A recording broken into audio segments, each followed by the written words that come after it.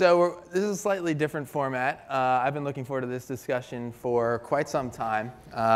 Both of these gentlemen are working in the entertainment business, one in film, one in television, and really doing some experimental things we write about a lot on Mashable. And rather than me introduce them, I'm going to let Nick Turner and Cameron Deeth tell you a little bit about what they do, and then we're going to get into a panel discussion. So Nick, why don't you kick it off? Okay, I work for a company called Relativity Media, which is sort of a next-gen Hollywood studio, known for financing movies. So we finance movies like The Social Network, Mamma Mia, The 300, a number of major movies. We also produce movies ourselves. We have our own marketing and distribution company. And the most recent movie that we produced was a movie called Limitless, Bradley Cooper and Robert De Niro. And before that, with Paramount, we produced The Fighter. So a very successful movie company. Still exist in the traditional world. And I joined Relativity about a year ago, and my goal is obviously to bring it into the new digital world.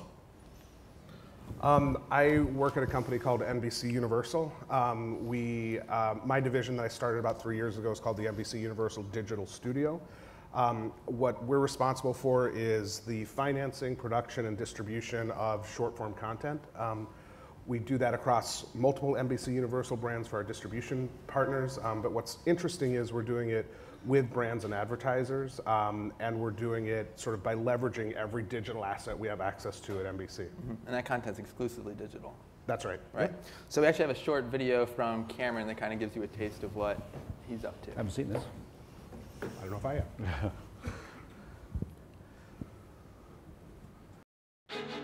Come on, go, go! Do you know what this means for us, for me? You're wearing eyeliner. It's guyliner. Yeah! NBC Universal Digital Studio. Digital studio content has consistently garnered industry acclaim while offering unprecedented lift across key brand metrics.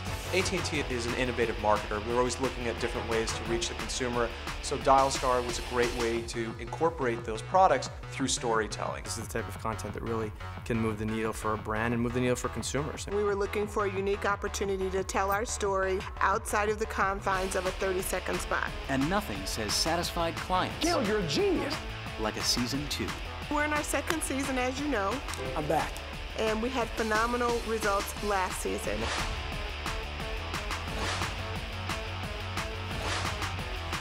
The future of content is here. Great. So Cameron, starting with you, this is kind of a different model for how content gets created.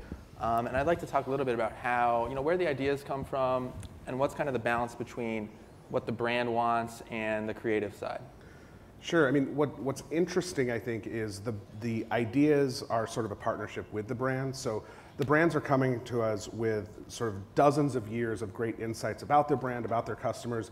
They're briefing us, they're telling us, they're sharing those insights with us, and we're creating a show from scratch based on those insights.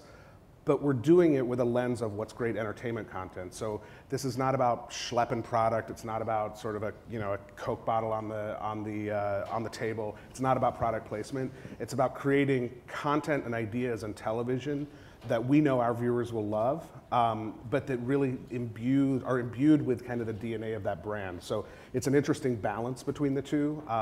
At the end of the day, we're NBC, and so I have to respect my viewers as much as I respect the advertisers. And so there's always an interesting tension between those two things. Mm-hmm. But the majority of the ideas are developed in-house at NBC Universal at my team, all the series that you saw there.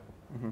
And what's kind of the reaction from consumers? I mean, how do they feel about kind of these series that are so brand-driven? Do they feel they're authentic? How do you guys kind of create that feeling? I mean, I think consumers are smarter than we often give them credit for, and I think they know that brands are presenting this to them. They understand the role that brands play into it.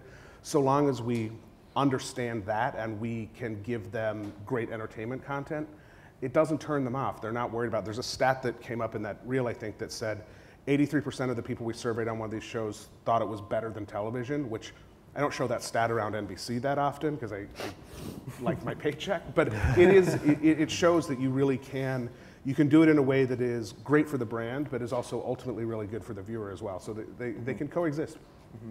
Now, Nick, you guys at Relativity are also doing some interesting things in deciding what ideas to pursue and also kind of integrating digital from a very, very early point in the creation process. Well, we're trying to, certainly. We had, I'll give you one example. There's a guy called Nicholas Sparks who's written a lot of books, The Notebook and Dear John. Had 9 number-one movie books. All of his books have been converted into movies. We actually had Dear John, which was very successful, about a $100 million movie.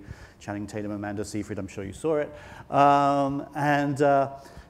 He had his new book called Safe Haven that was coming out.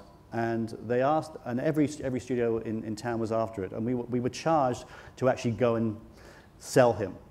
And we did that by committing our digital services to actually help him promote his book, let alone the movie, which hasn't even been made yet, but promote the book. And so we did a lot of behind-the-scenes stuff with him. We did a book tour with him where we followed him around with cameras. We engaged the audience. We had 2.1 million people on the Dear John Facebook page, which we then engaged those people to this new project. And ultimately, the publishers were very happy. It was, again, a number-one book. The pre-sales were 20% higher than they would have been. And we now have this audience that is fully engaged for the book and for the movie. As soon as the script is confirmed, we're going to probably release a couple of clips from a couple of scenes from the script. We're going to engage people to go on set visits. We're going to ask them who should be the actors and actresses, get them fully engaged. So by the time the movie actually comes out, hopefully, we have a million women who are dying to see this movie. That's the goal. So I think by engaging them all through this process for the next year, I think it'll be very effective. Most movie companies start promoting a movie 6 weeks out from the movie release. Mm-hmm. So we're trying to change the dynamic there. Yeah. And Cameron, on your side, what are you looking at in terms of what audiences are saying in social media? What type of research are you guys doing in terms of coming up with these ideas? We've done some pretty interesting things. We were talking earlier. I don't think any of us has solved what to do in social media by any stretch.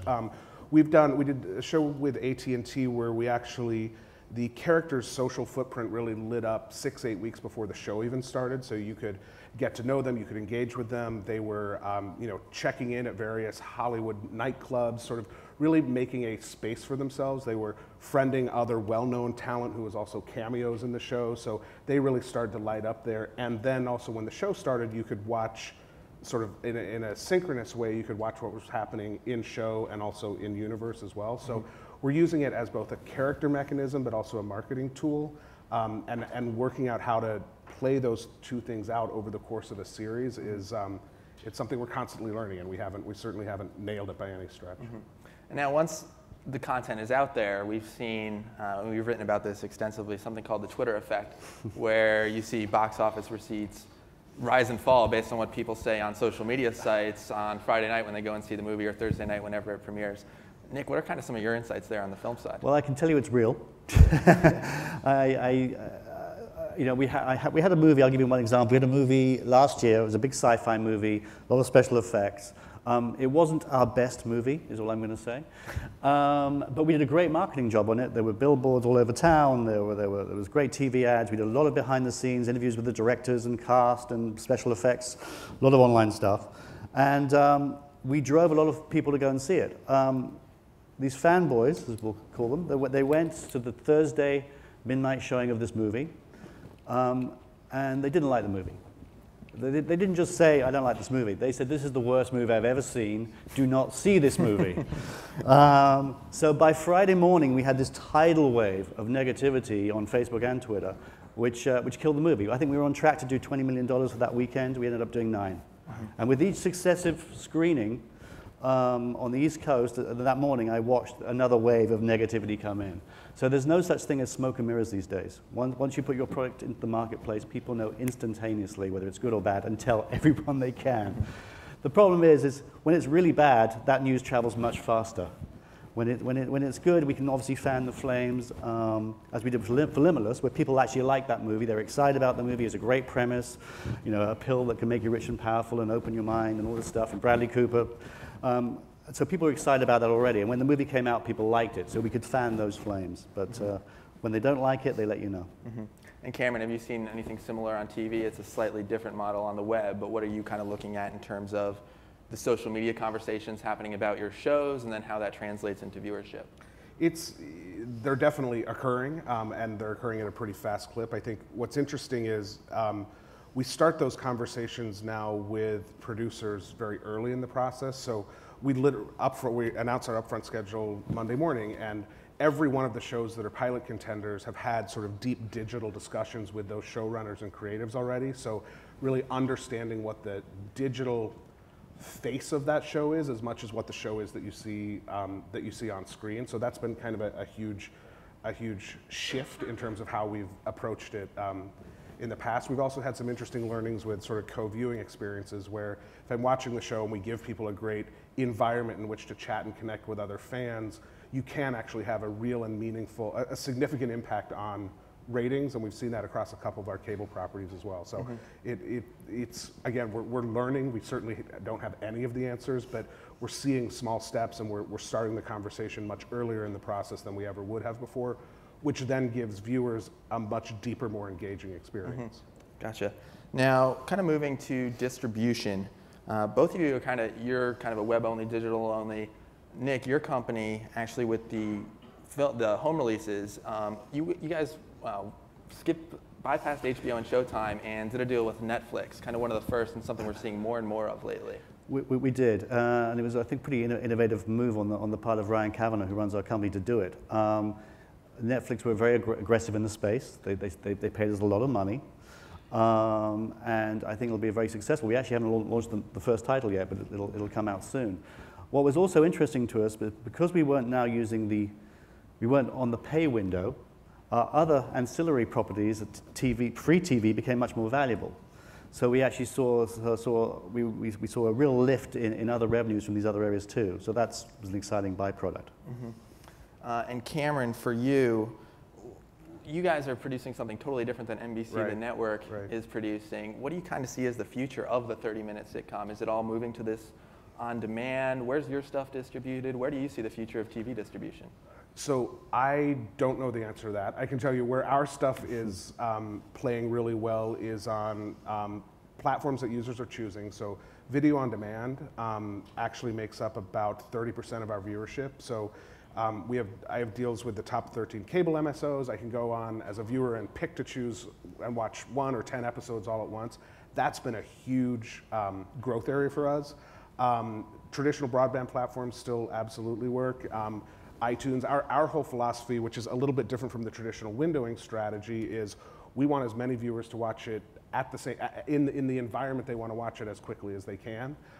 Because to us, again, the advertiser's the financing partner on it, so we'd want to get to scale for the advertiser.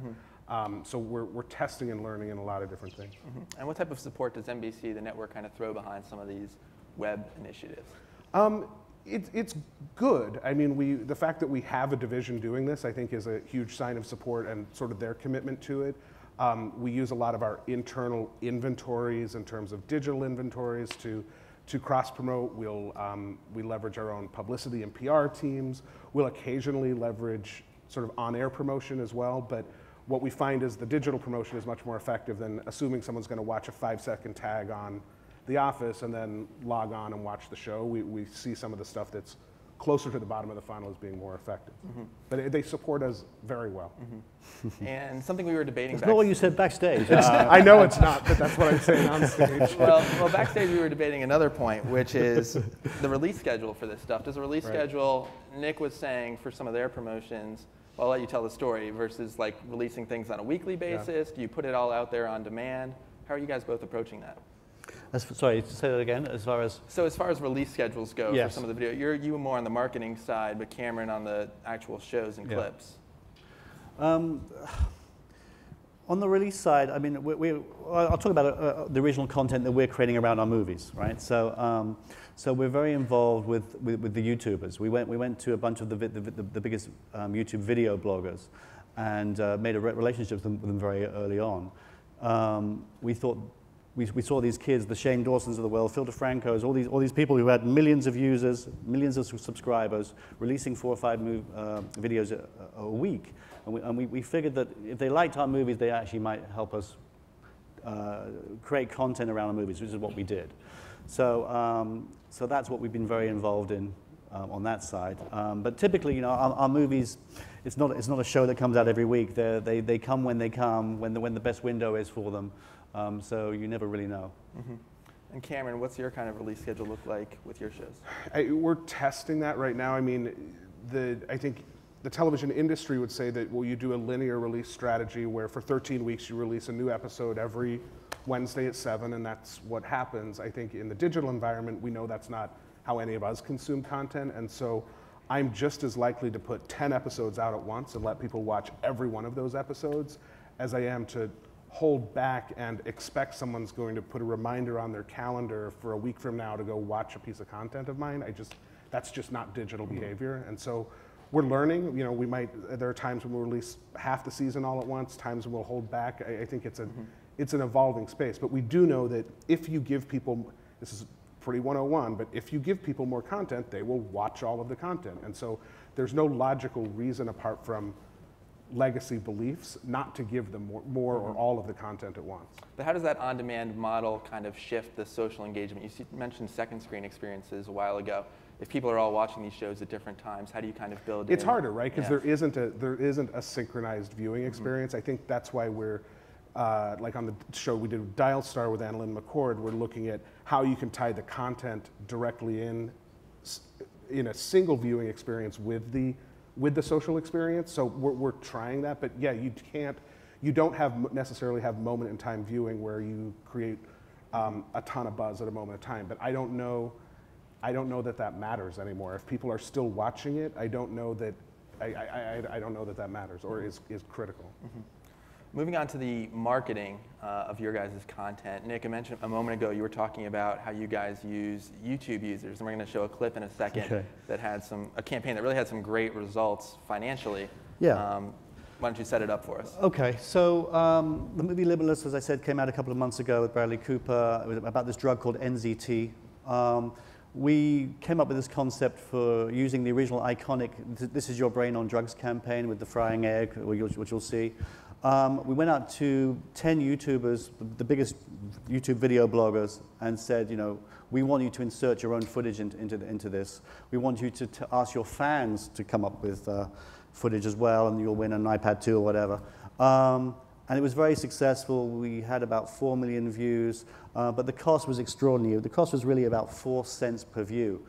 If you're going to buy a view on YouTube right now, it's usually 50 cents to $1. So it's very inexpensive, very efficient.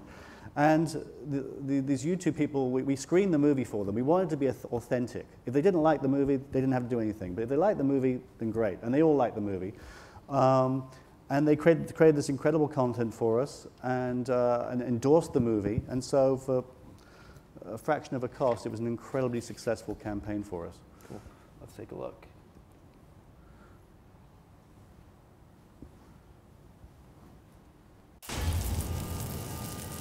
This is drugs. This is your brain on drugs. This is your brain on NZT. Any questions? Okay, so that was our piece that we created. We then said to them, now insert your footage. What does your brain on NZT look like? And we got some other results. And I'll just play one, which you'll probably recognize the person involved. This is drugs. This is your brain on drugs. This is your brain on NZT. I am on a drug. It's called NZT. Any questions? So we gave him an iPad too. That was pretty cool. And you also saw tremendous response from individual users. Once you seeded it with kind of these YouTube stars, but then had actual individual. Yeah, YouTube I mean that actually came from a YouTube fan, just some kid wherever, and just mailed that in, which was terrific. Yeah. It was right. It was that week that story broke, so it was perfect. So we do a lot with the YouTube video bloggers. We find them very effective. Limitless was a PG-13 movie, so it's perfect for their audience. And we plan to, I mean, we probably more than anybody, we've gone into that area. And while the traditional media people, TV and film people tend to look down a little bit on these YouTube guys, they're really creating some amazing content. And I think there will be some people that will come out of that and go into other media. Very talented people. Mm-hmm. Now, both of you guys work with a lot of talent, obviously. and we're seeing more and more celebrities embrace social media, but at the same time, getting them to commit to promoting what they're working on online isn't always easy. I'd like to kind of hear about your experiences there, and are you starting to build social media into contracts almost and kind of requiring your talent to go out there and tweet and engage on Facebook and engage their fans? I would like to build it into the contracts, absolutely. But having said that, it has to be authentic. There's a reason that Charlie Sheen has a million followers, because it's from him. I mean, there's no PR person writing that. You couldn't write that shit, right? I mean, it's him. So it has to be authentic. And if an actor doesn't feel it, doesn't want to do it, then it's not going to work. I mean, we did manage to get James Cameron to start tweeting for this movie called Sanctum that came out. And, he seemed to enjoy it for a week or two. But it's difficult. Yeah, and Cameron, how about your talent? I mean, so it's definitely part of what we expect from talent as sort of their promotional impact on the show. What I think is most interesting for us is 2 years ago, we had to beg talent to even be a part of these digital shows or web episodes or whatever word people put on them on a week-to-week basis. And that was both on-screen talent and writers and directors. Now we are seeing this huge flood of talent who knows that they need to be there to stay relevant to new audiences. Writers who want to learn how to write for short form versus thinking that 22 minutes is the only thing they know how to write for. So the tide has turned from us sort of having to go on bended knee to try and get talent to now having a great sort of stable of folks that we can pull from, which has been good. But talent's talent. And how far away do you think we are from seeing kind of the top tier talent working on exclusively web-based shows? I don't know that they will be working exclusively on web-based shows. I mean, the dollars, we were talking about production budgets beforehand, the dollars are still smaller dollars, but I think any smart manager is counseling their talent to know this space and to connect with their audiences in this space. But yeah, I think we're a ways away from anyone actually exclusively doing that. Now, one final piece on the marketing side.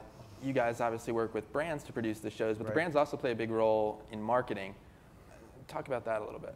Yeah, I mean, it's interesting, again, sort of shift over the past couple of years. The brands are now really, it's kind of moved from this content thing being the value add to this being the value that they really feel they're getting from us. So in most cases, they're striking endorsement deals with our talent. So you saw, I don't know if you saw in this clip, but we did a show with Hidden Valley Ranch salad dressing, starring Beverly Hills 90210's Jenny Garth, talking about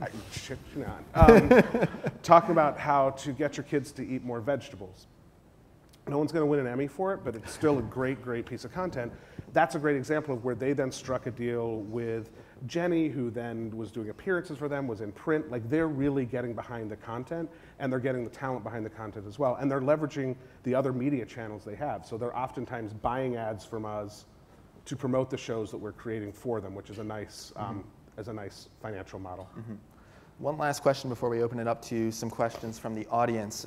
Nick, you were talking backstage about kind of the need to get smarter about allocating marketing spend. I'd like to know what type of thought goes into that, and where's digital sit right now within Relativity? Well, movie companies have been marketing movies the same way for 50 years. You have a $30 million budget, you throw 20, 25 on TV and hope for the best. And, we like that. Huh? I know you like that. Times have changed, as we know. My budgets up until recently, have been 3, 4, 5% in digital. Well, that has to change. They have to increase the digital budgets, and I think we now have a team in place that are going to do that. But again, at the same time, we can't just be buying the mastheads on YouTube. We have to be very thoughtful about how we buy, especially in this day and age. So more engagement advertising, more content creation around our movies. Those are the kind of things we want to focus on. But I am pushing to get bigger budgets. I mean, and there's no reason why a budget in the future shouldn't be 20% and higher, really, in digital. And I'm hoping it will be for the next few years. And half our team should be, half our studio should be a digitally oriented studio. So that's our goal. Great. I'd love to open it up to some questions from the audience.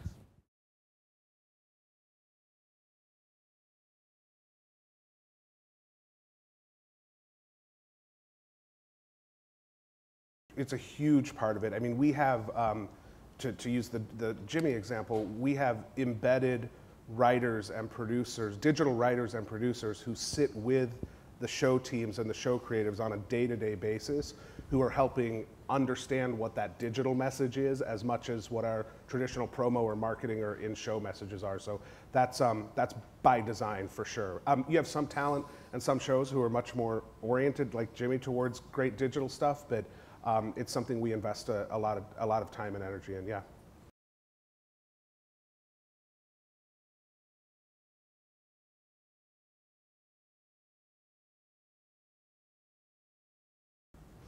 Well, we're obviously looking in the transmedia space. We have a movie called The Immortals coming out, 11/11/11, which is Henry Cavill, similar in the style to the 300. And so we're doing a graphic novel for that. We're going to be doing an animated webisode for that. A lot of those kind of things. And we don't have that much time, actually. I wish we'd had a year to do it. But so we're looking much more in the transmedia area. Likewise. Other questions? And feel free to just stand up because I can't really see in the lights back there.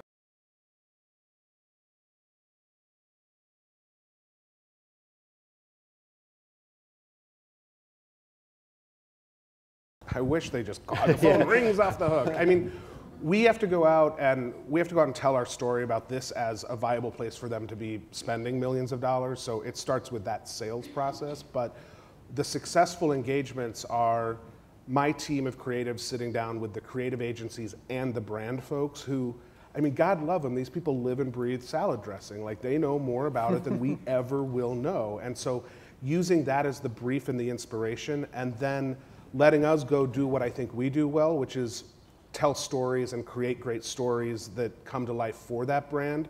So we divide ways in a little bit there, and then we come back together, and the process is like a traditional TV pitch. I mean, we're going in there and pitching 3 or 4 shows that we think will make kids eat more vegetables or sell more AT&T phones or whatever the case may be.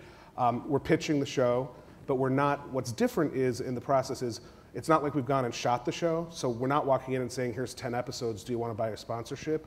Which financially makes a lot more sense because I'm not out a nickel until I've got that brand on board to cover all of my production costs, all of my marketing costs, and buy additional media from us. So it's only an intellectual output at that point versus any financial output. That's the process. And then, you know, a subset of them say yes, and we move into greenlight, and our shows are produced by Universal Media Studios, our own in-house studio, and so these things, I mean, you walk on the set of any one of these shows and it looks like your broadcast or cable show. Like, these are 150, 200 people union shows being put together, which is why I think we've seen success, is because we can put that level of quality on the screen, which makes it easier for the brand. So it's a long answer, but those are sort of the beats in the process. And we, within the NBC Universal Digital Studio, handle every one of those functions, from financing to production to distribution and marketing. I think we have time for one last question. Anyone? Wow. Cool. I think we will leave it there then. Thank you all. Thank you very much.